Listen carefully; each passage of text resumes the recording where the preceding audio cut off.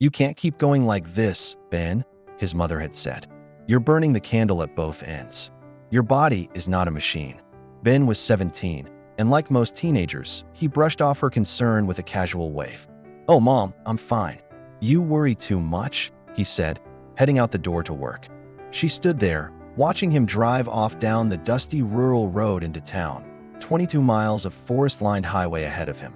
And as she had done so many times before, she whispered a quick but heartfelt prayer. "Lord, please keep my boy safe." Ben was hardworking, a landscaping business, school, and a weekend job at the movie theater. He never slowed down. He didn't think he needed to. But that night, something felt different. At 12:30 a.m., his mother was still awake, listening for the sound of Ben's truck. Her husband had gone to sleep, but her heart wouldn't let her rest. By 1:30 a.m., a loud knock at the door jolted her upright. She rushed through the house, thinking maybe Ben had forgotten his keys. But when she reached the living room, she froze. It wasn't Ben standing on the porch. It was a police officer. "Are you Ben's mother?" Her voice trembled. "Yes, is he okay?" "Your son is alive," the officer said. "But he's been in an accident." Her legs nearly gave out. The tire tracks suggest he made no attempt to stop.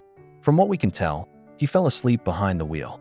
If he had gone off the road 50 feet in either direction, he'd be dead. That stretch of road was surrounded by dense Washington forest, except for one narrow opening where the trees gave way to a patch of swamp. That's where Ben's truck had landed. Some would call it luck, but Ben's mother knew better. Later, they learned what really happened. Exhausted, Ben had drifted off. His truck veered off the road and crashed into the swamp. Glass from the windshield lodged in his skull. A deep gash bled down the side of his head.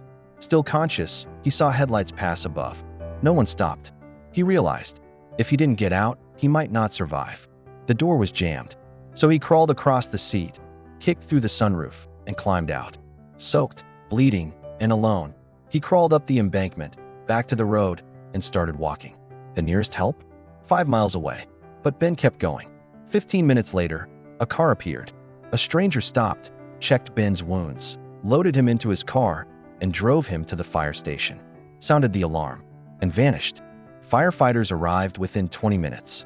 Paramedics met them halfway and rushed Ben to the hospital for an urgent blood transfusion. By the time his parents arrived, Ben smiled through a maze of IVs and whispered, "I'm okay, Mom." Tears flooded her eyes.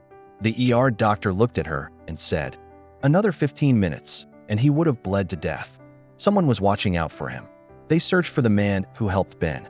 In a town of fewer than 300 people, no one knew who he was. To this day, his identity remains unknown. Was he just a kind stranger? Or an angel in disguise? One thing is clear, it wasn't chance. It was a miracle. It was a mother's prayer answered. And maybe, just maybe, a reminder that sometimes, Mom really does know best. Maybe you're worried about a loved one. Maybe you're exhausted, wondering if your prayers even matter. Let this story remind you, God hears, God sees, and God still rescues.